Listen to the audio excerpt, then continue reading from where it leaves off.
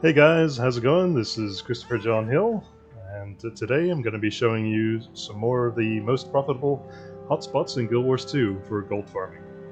And as you can see before you, we have Heir to Golkins, one of the more popular characters in the game for a long time, until of course we all know what happened. I won't say what, but anyone that doesn't know will find out for sure in the Heart of Thorns campaign. Anyways, I think I did a pretty good job. She looks pretty good. And she's standing right next to the other one, the real one of the dungeons. So, as you can see, pretty much identical. So, not a bad job if I do say so myself. Of course, mine is a engineer, and the one standing behind me is the original on the right, which is a ranger. And I decided to switch things up a bit. I've also got a ranger as well, but I decided to go ahead with a engineer this time. Anyways, without further ado, I'm going to go and show you 3 new hotspots and 3 minor hotspots in Guild Wars 2, where you guys can go and pick up some of the good stuff to make a lot of gold. So, without further ado, we're on our way. Okay guys, here we are. We're back in a very familiar map. This one's called the Sandswept Isles. It's a map we've been to before. However, I missed out on a lot of the spots on this map, which I can show you now, which are very profitable indeed. And I'll show you exactly why that is in just a moment. First, I'll just say this. I've got the unlimited tools on me. There's nothing special about them at the moment. You know, the Glyph of Industry, the Glyph of Bounty on the Harvesting Sickle, and of course the Glyph of the Timekeeper. So I'm just going to put those on for the time being, and I will show you why I have those in just a moment.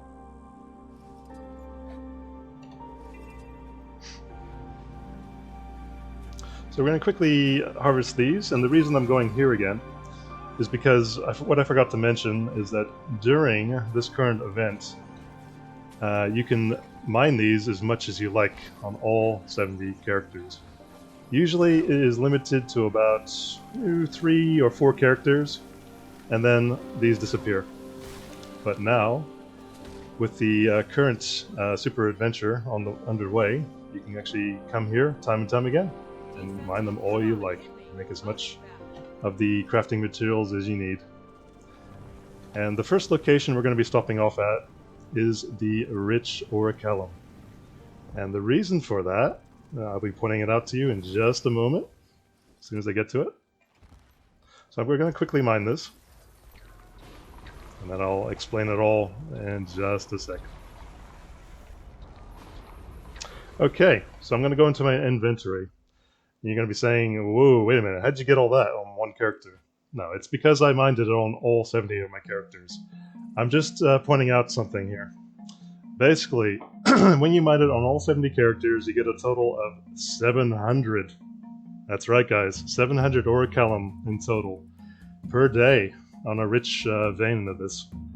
Plus, you get all of these orbs as well. The agates, the sapphire, the beryl, the chrysalis, emerald, opal, and rubies. And the reason we're doing this is because, let me just show you something. When you go into the trading post, and you click on, say if you want to purchase 250 of these, 250 a stack of these, which is basically 250, is going to give you 10 gold per stack. And we have nearly 3 stacks of it, so as you can see, that adds up to almost 30 gold. That's per day. That's not too bad. And these ones right here, I've already done the calculations for you, and a total 250 of these, but I'll show you anyways, just so you can see. I'm just on one of them. So let me type in 250 of these. It's approximately 15 gold. Now guys, add that up. 250 of those, 250 of these, those, and those. So that's 1, 2, 3, 4, 5, 6, 7. 7 of them in total, times 15 gold stacks. That gives you 105 gold. And this is every 25 days. So approximately every 25 days, if you come here every day, you're not only going to get 30 gold in total for selling the 3 stacks of Orichalcum, but you're going to get 105 gold from selling all of these as well. So as you can see, this is adding up extremely quickly. This is a good alternative for those of you that don't like doing the farming for the seeds, and as you can see, it will add up extremely fast. And this is another reason I like coming to this map, the Sandswept Isles, because you're going to always find a rich Orichalcum vein, and you're also going to find many other valuable resources on this map. There's also approximately 2 other resources on this map, 2 more Orichalcums. So they're not the rich ones, but they will definitely add up to the total amount you have per character, if you're willing to make a little bit of effort and quickly go to them. So I'm just going to quickly show you roughly where they are in this map. You also have all the desert vegetables, of course, and the mithril. But there's another reason we're here on this map as well, which I haven't got into yet, which I'm going to be going to in just a moment. So stay tuned and I'll let you know what that is. Okay, so we're looking at all the mithril stacks around me. Like, we're thinking to ourselves, okay, so what's the point in going to these mithril stacks? I mean, they're useless, right? Wrong. Let's take our mining tool off, and we're going to put another one on. This one has the Glyph of Alchemy, replacing the gathering results with the materials used in higher level crafting recipes. So essentially, by putting this on and going up to a mithril vein, any mithril vein around you, which we're going to go up to one right now, I'll be able to show you exactly what you're going to get in return. So check this out, guys. Or Orichalcum. Of course, this is not going to work on all 70 characters. It's limited to a certain amount, probably about 3 or 4 characters. But by doing this, look how much extra Orichalcum we will be getting. As you can see, this is adding up quickly. Imagine going on 3 or 4 characters and doing this on all of them, and adding it to what you already have on all your other characters. So this is what makes this map viable for people that have a lot of characters and people that don't have many characters at all, because you can still make a good profit regardless. You don't need to have 70 characters.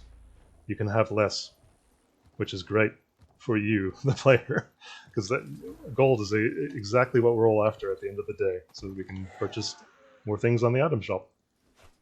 Okay, so that one I don't need it on, so I put back my Glyph of Industry, and then I just swap it out again.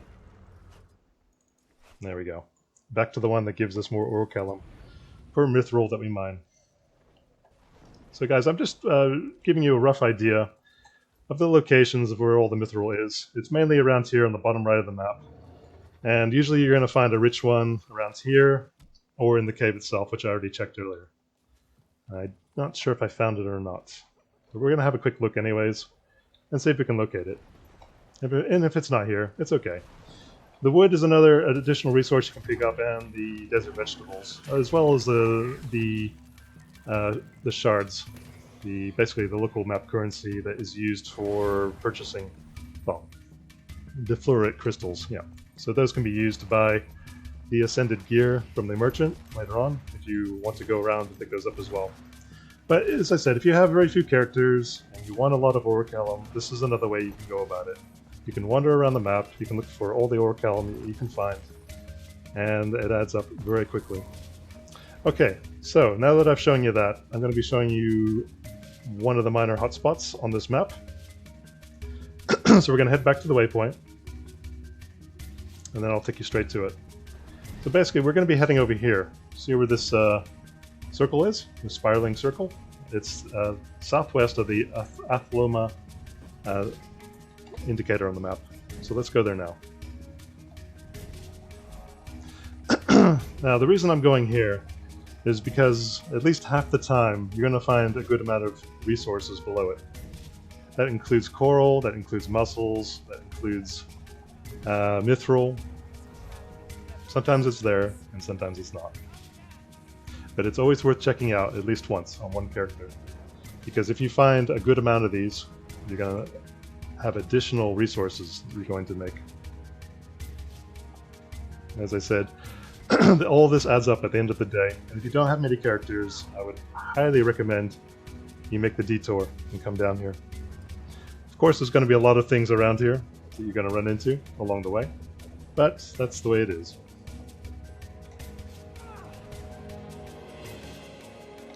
Okay.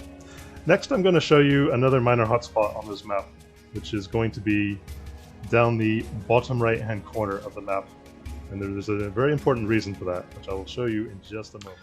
Okay, so here we are, guys. We are down the bottom right hand side of the map. It is just below the eastern complex, bottom right of that. So we're going to be going all the way down this corridor here. And there's a very important reason for that.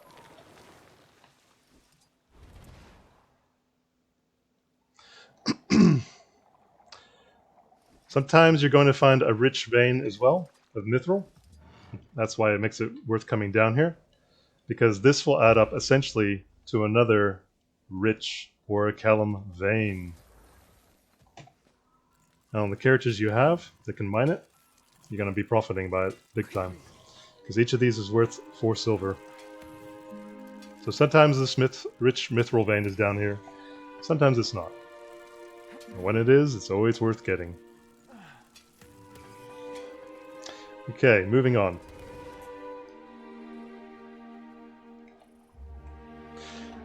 There we go.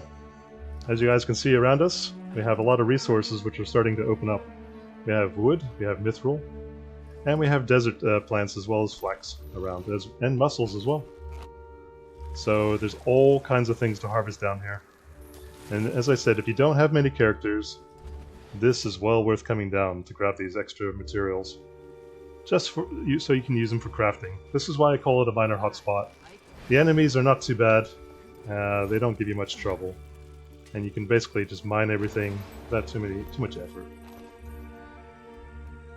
But let's face it, it's the mithril after all, it gives us the orichalcum we're after. And because we're using a scrapper, we can essentially use the cloaking whenever we need it in order to gather these resources. And it regenerates really quickly. So this is one of the reasons I wanted to bring this particular class down here, because you can avoid a lot of trouble and just basically mine stuff and move on without too much of a problem. Even if stuff attacks you, it doesn't really matter too much. They're not going to give you too much trouble. You can quickly just move on and keep gathering up materials and no problems.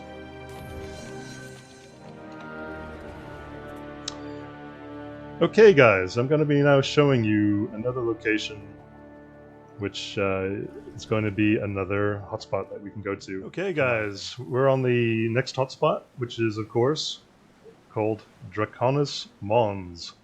And this is at the bottom left near the Ring of Fire. Essentially, to get here, I believe you have to go through the Living Story. But once you're here, there's a very important reason why you want to come through this section. It's essentially another place that you can mine all of the Maguma lilies. And I will show you the path from the very bottom to the very top.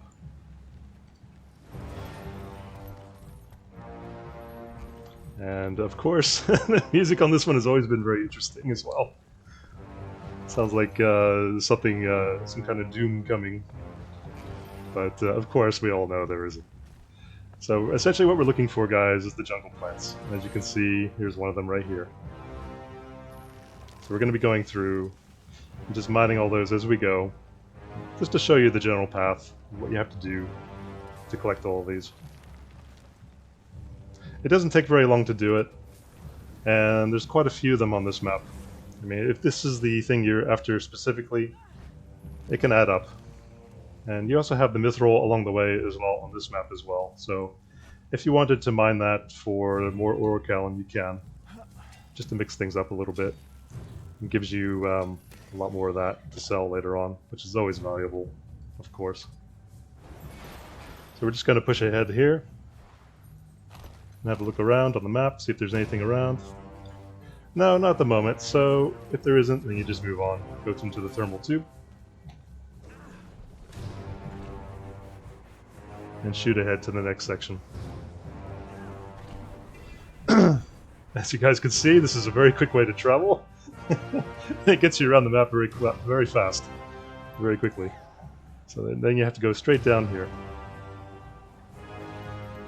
And down here, there's usually about 3 or 4 jungle plants, which you can quickly harvest, and then you can move on again. I always love coming to this map if you need unbound magic. If you want to mix things up a bit and just explore around and be wandering a bit, just to see what's out there. Sometimes you have a lot of plants which are lined up close to each other, and well, it's well worth coming. Other times they're a bit more spread out, and it's not so great. But it's always worth scouting it out just to see what is available. As you can see, I'm finding plenty of them at the moment.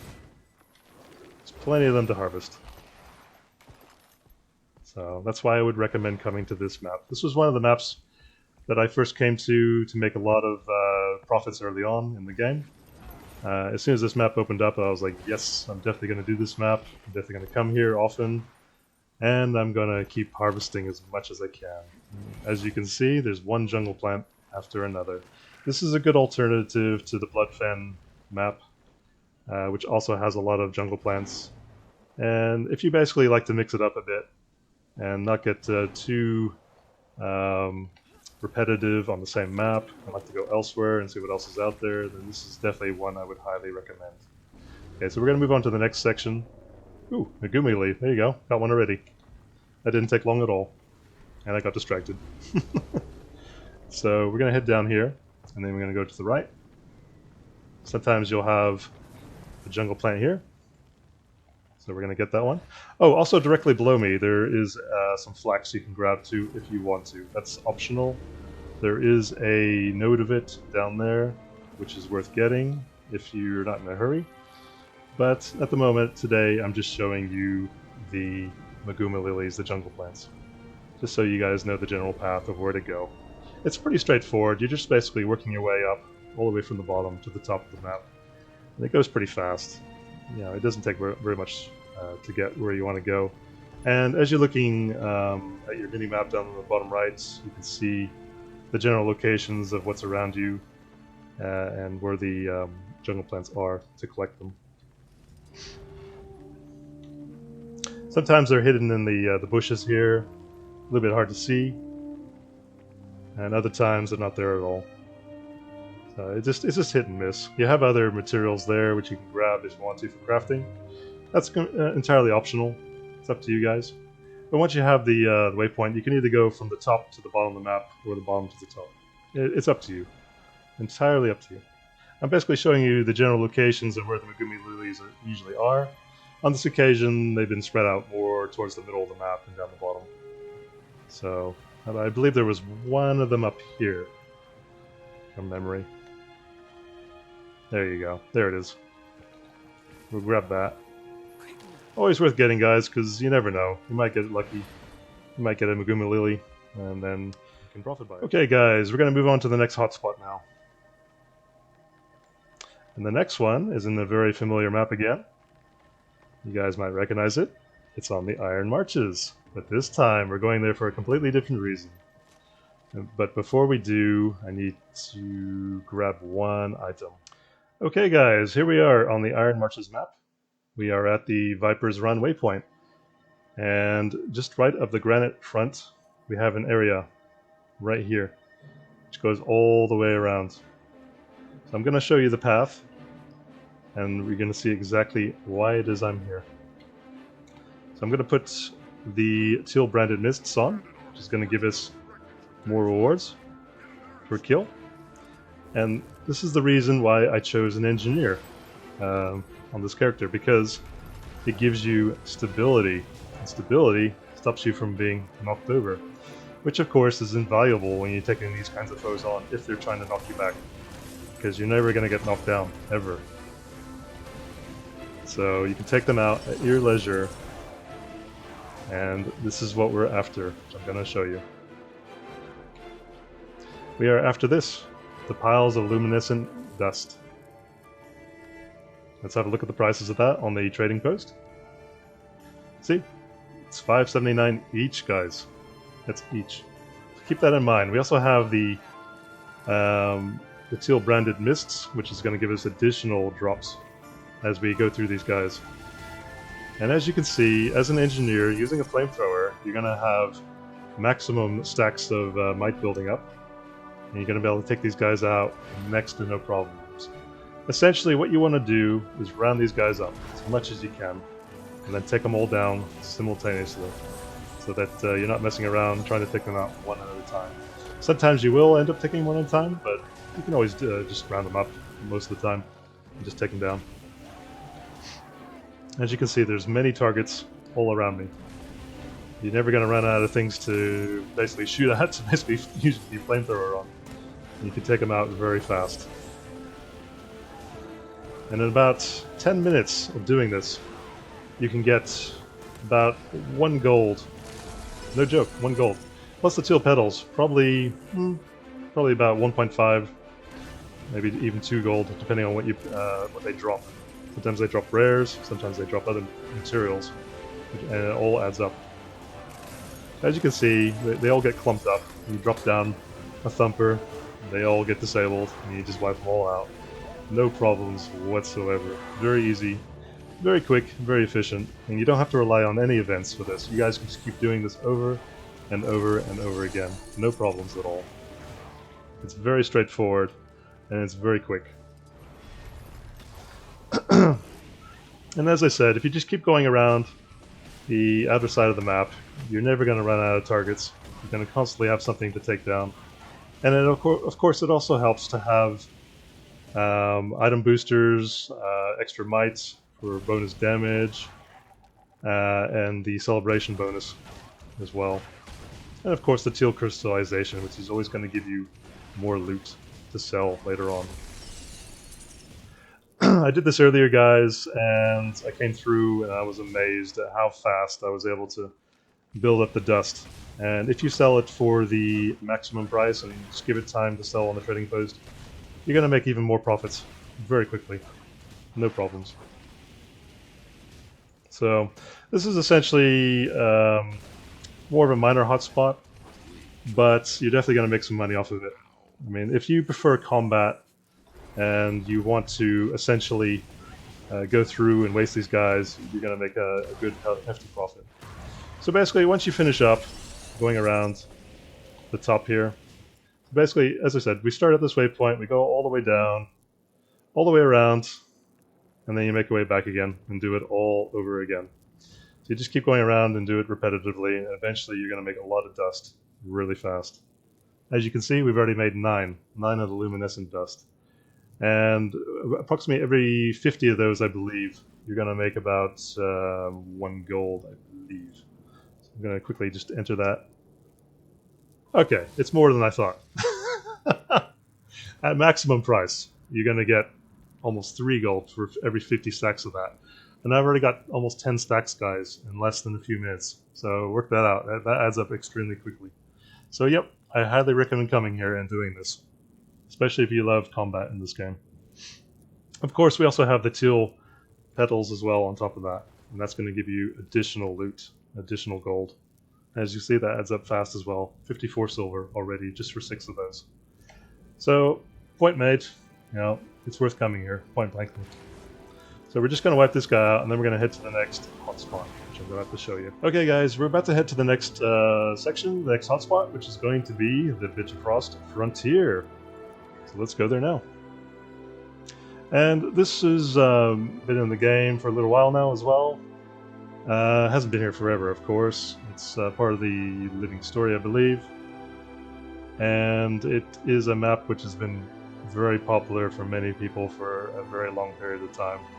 And there's a few different reasons for that, which I'll quickly go through with you once we arrive on the map itself. And as you'll see, it'll be well worth your efforts coming to this map if you want to mix things up again and you want to find additional loot which you can grab, which will make you more gold. Okay, so we've arrived at the waypoints, which is of course the Sorrow's Eclipse waypoint. And the reason we're here on this map is because of these flames that the Koden are holding. So I'm going to go grab one of those, and then you have to use them on the icebound chests. So we'll grab one of them, walk up to these, and then you hit F to melt it. And then you're going to lose 1 stack down the bottom, and then you're going to gain a chest full of goodies.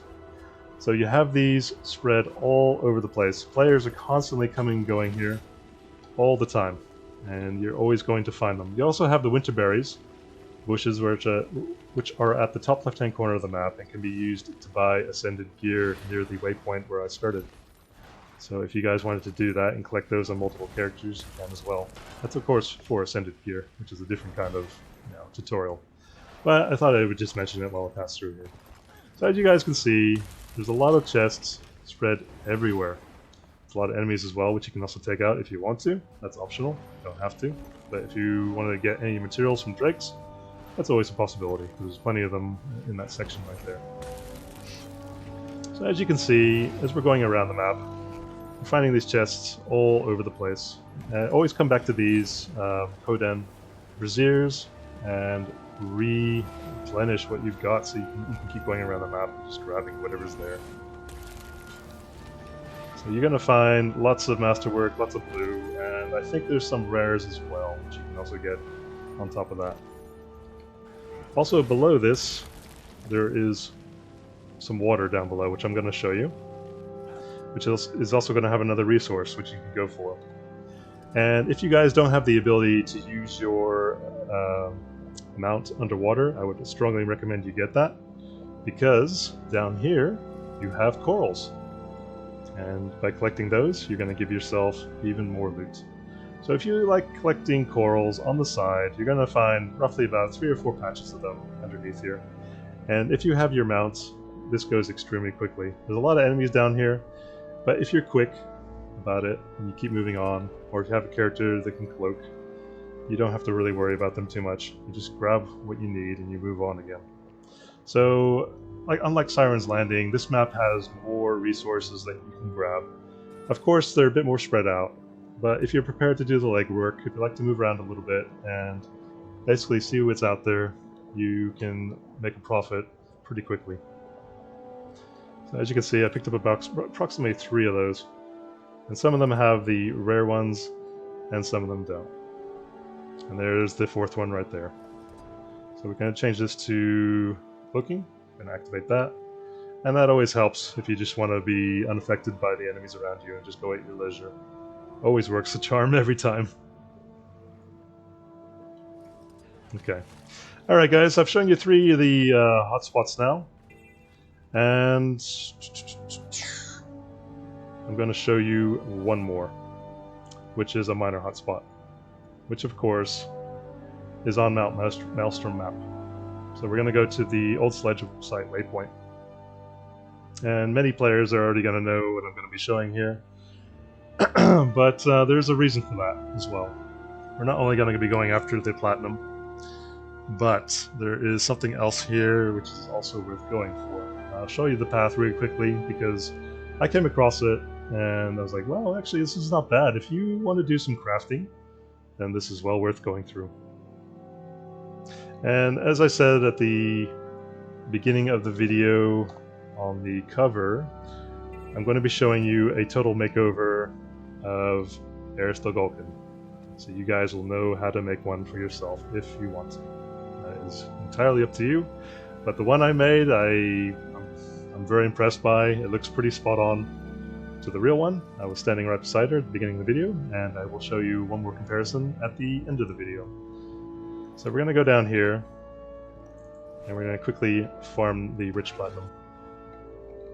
This is another map which is worth coming to if you're looking for platinum or any of the side products you get from farming them, because let's face it guys, everyone needs extra orbs, gems, and whatever in the in the bank vault in order to farm it.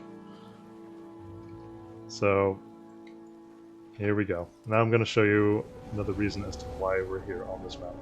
I'm coming up to it in just a second. Just bear with me, and I'll get there for you.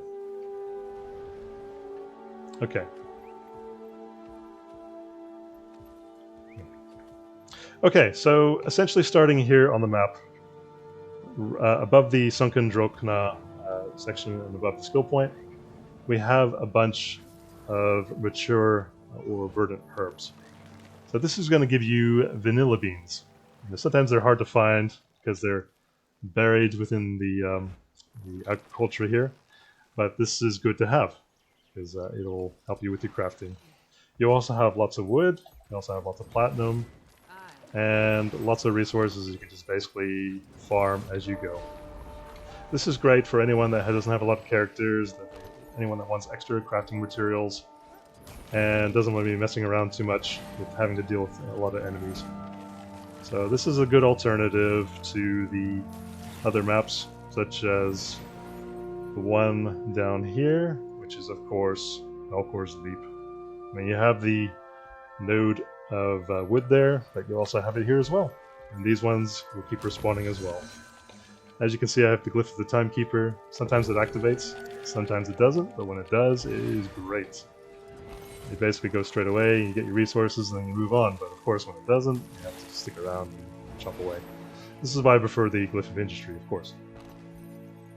Okay.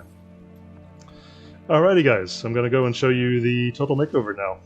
Okay guys, here we are at the end of the video, and here is the Aristogulcan's makeover, and away we go. First it's going to be the height. I believe it's 5 from the top. So let's just check that for you. 1, 2, 3, 4, and 5. Yes, it is 5. Go to the physique. It is the top right one.